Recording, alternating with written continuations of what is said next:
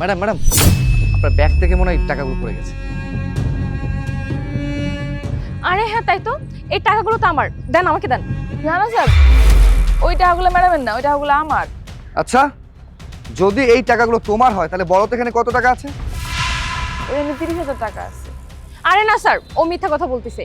এখানে পুরো 60,000 টাকা আছে। আপনি বিশ্বাস না হলে গুনে দেখতে পারেন, গুনে দেখেন।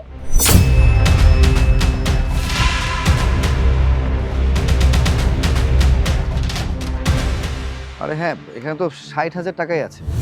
আচ্ছা নে, তাহলে এই টাকাগুলো মনে হয় আপনার। হায় হায় হায় স্যার, আপনি এটা কি করলেন? আমি মানুষের বাড়িতে কাম করে টাকাগুলো জমাইছিলাম, আর আপনি টাকা ম্যাডামরে দিয়া দিলেন স্যার। এইটা আপনি কি করলেন স্যার? আচ্ছা, তোমার কান্না করতে হবে না, তুমিও কিছু টাকা রাখো। এই নাও।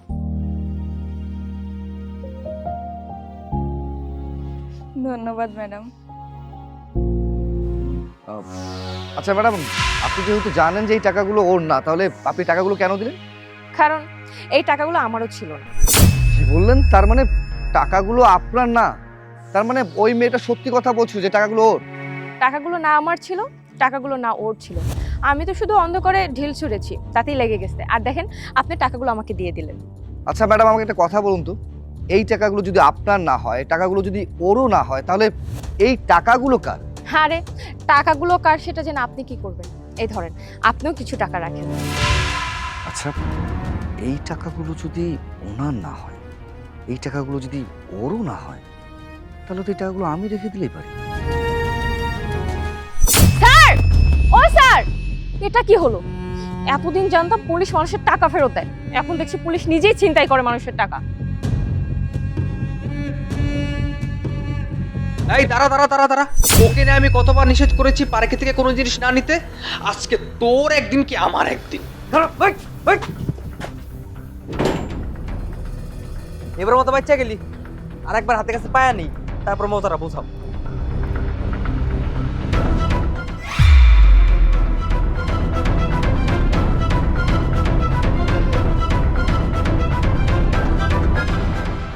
এতগুলা টাকা।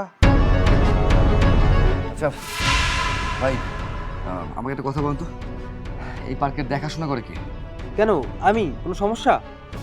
না, কোনো সমস্যা নেই, আপনি এক কাজ করুন, এই যে নিন, এই টাকাগুলো যার আপনি এলে তাকে দিয়ে দেবেন। হ্যাঁ, আরে আরে, টাকাগুলো তো সব দেখতে একই রকম, টাকাগুলো আবার উনার না তো? ম্যাডাম, বাড়িতে কেউ আছেন? Madam, madam. কি ব্যাপার? আসসালামু আলাইকুম। ওয়ালাইকুম আসসালাম। ম্যাডাম, এই টাকাগুলো মনে হয় আপনার। আপনি সেদিন পার্কে টাকাগুলো হারাই আসছিলেন।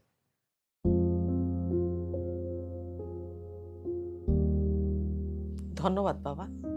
ম্যাডাম, আমি একটা জিনিস ঠিক বুঝতে পারলাম না, এই টাকাগুলা আমি 2-3 জনের মাধ্যমে ফেরত পাইছি, তাও আবার আপনি যেই পরিমাণ টাকার কথা কইছেন সেই পরিমাণ টাকাই। আর এই পার্কে এই যাবৎ যার টাকা পয়সা হারাইছে, কেউ কখনো তার টাকা ফেরত পায় নাই, কিন্তু আপনার এই টাকাটা কিভাবে ফেরত হলো আমি এটাই বুঝতে পারতেছি না। শোনো বাবা, এই টাকাগুলো হলো হালাল কামাইয়ের টাকা।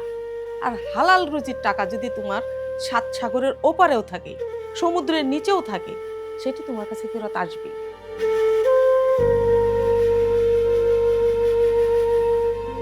আপনি শুধু হালালভাবে আয় করেন, তারপর দেখেন উপরওয়ালা আপনার কামাই কেমন করে হেফাজত করে।